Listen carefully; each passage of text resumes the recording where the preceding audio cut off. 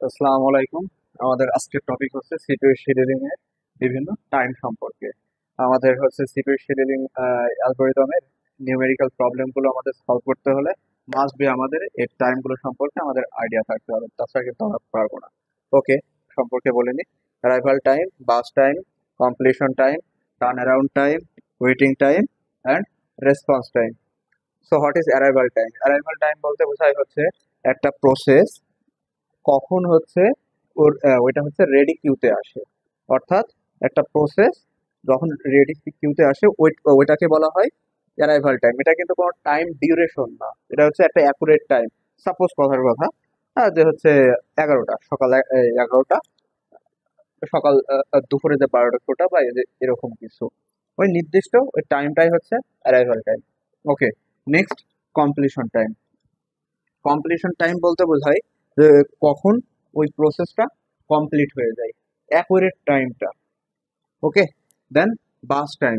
বাস time বলতে বোঝায় হচ্ছে একটা প্রসেস, একটা সিপিইউ এর মধ্যে একটা প্রসেস একটা সিপিইউ এর ভিতরে কতক্ষণ টাইম লাগে এক্সিকিউশন হতে।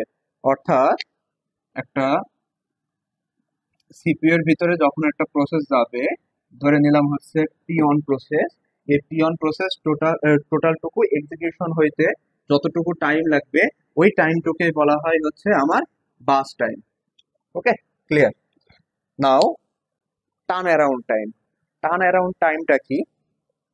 টার্ন অ্যারাউন্ড টাইম হচ্ছে completion time minus arrival time. Already আমি সূত্রটা যে দেখেছি, completion time minus arrival time. এটা কিন্তু একটা টাইম ডিউরেশন, কিন্তু একটা টাইম ডিউরেশন বলতে কি কি বোঝাচ্ছে?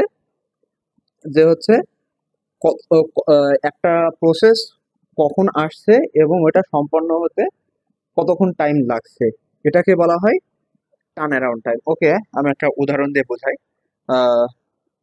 সাপোজ আপনি হচ্ছে ব্যাংকে গেলেন সকাল 9টার দিকে। সাপোজ আপনি একটা ব্যাংকের অ্যাকাউন্ট খুলতে গেলেন, তাহলে এই সকাল 9টাটা হবে সকাল 9টা AM। এই সকাল 9টা AM হবে হচ্ছে আপনার অ্যারাইভাল টাইম। আপনি সম্পূর্ণ কাজ শেষ করে আপনি ব্যাংকে থেকে বের হইলেন হচ্ছে সকাল 11টার দিকে। তাইলে এখানে যে 11টা AM হবে হচ্ছে আপনার কমপ্লিশন টাইম।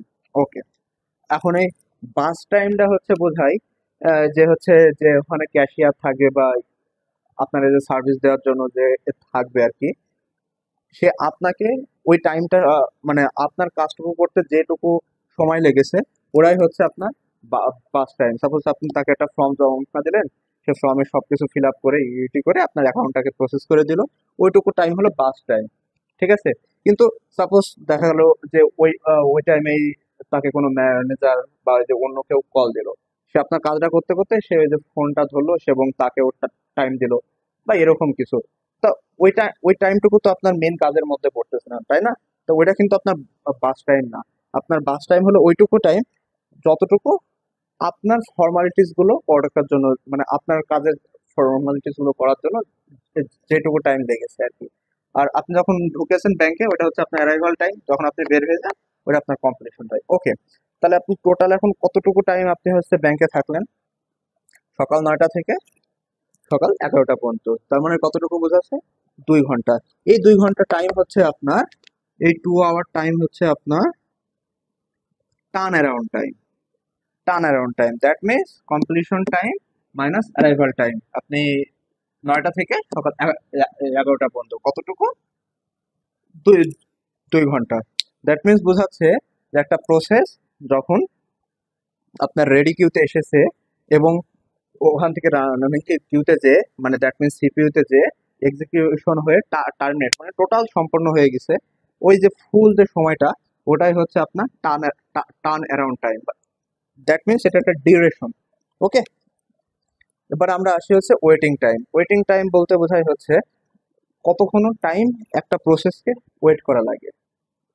অর্থাৎ একটা প্রসেস অ্যারাইভাল টাইম হইলো এবং কমপ্লিশন টাইম হলো, এবং যখন ওর বাস টাইম বলতে আমি যেটা বলেছিলাম যে হচ্ছে সিপিইউ এর এক্সিকিউশন টাইম। তাহলে সিপিইউ এক্সিকিউশন টাইম ব্যতীত বাকি যেই টাইমটুকু আছে, ওই টাইমটুকুই হচ্ছে ওয়েটিং টাইম। ওকে, আমি একটা এক্সাম্পল দিয়ে বোঝাই। ওই যে আমি যে ব্যাংকের কথা বললাম, যে আপনার বাস টাইম, দ্যাট মিনস আপনার ফর্মটা ফিল করতে বা আপনার কাজটুকু সম্পন্ন করতে ধরলাম যে 30 মিনিট সময় লেগেছে, অনলি 30 মিনিট। কিন্তু আপনার প্রথমে আপনি গিয়েছিলেন কতটা, 9টা থেকে 11টা পর্যন্ত, তার মানে 2 ঘন্টা। তাহলে আপনার 2 ঘন্টা কেন যে লাগলো? সাপোজ আপনি গেলেন ওখানে, আপনি লাইনে যে দাঁড়িয়েছিলেন, কিছু ফর্মালিটি ছিল, ওগুলো মেনটেন করলেন, দেন আপনার ব্যাংক অ্যাকাউন্টটা তারা ওপেন করলো, তাই না? তাহলে ব্যাংক অ্যাকাউন্ট যে ওপেন করলো ওইটুকু টাইম হচ্ছে আপনার বাস টাইম। কিন্তু আপনি যে বাকি টাইমগুলো যে আপনার ওয়েস্ট হলো, আপনি গেলেন, আপনি ওয়েট করলেন, আপনি সিরিয়াল দিলেন, ঠিক আছে, ওইগুলোকে বলা হয় হচ্ছে ওয়েটিং টাইম। তাহলে এখন ওয়েটিং টাইম বের করার সূত্রটা কি? Turn around time minus burst time. অর্থাৎ আমার টোটাল ডিউরেশন মাইনাস আমার হচ্ছে যতটুকু টাইম আমার কাছে লেগেছে ওইটুকু টাইম ডিউরেশন।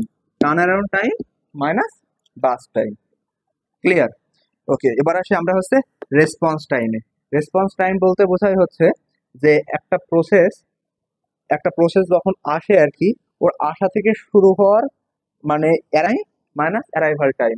অর্থাৎ একটা প্রসেস সিপিইউ পাওয়ার আগ পর্যন্ত যেটুকু টাইম ওর প্রয়োজন হয় ওইটা হচ্ছে রেসপন্স টাইম। ওকে, এই সবগুলো অনেক ইম্পর্টেন্ট আর কি, সবগুলো আপনাদের মনে রাখতে হবে। আমাদের হচ্ছে নেক্সট এই যে হচ্ছে সিপিইউ শিডিউলিং এর আমাদের নিউমেরিক্যাল প্রবলেম গুলো সলভ করার জন্য। ওকে, ধন্যবাদ সবাইকে।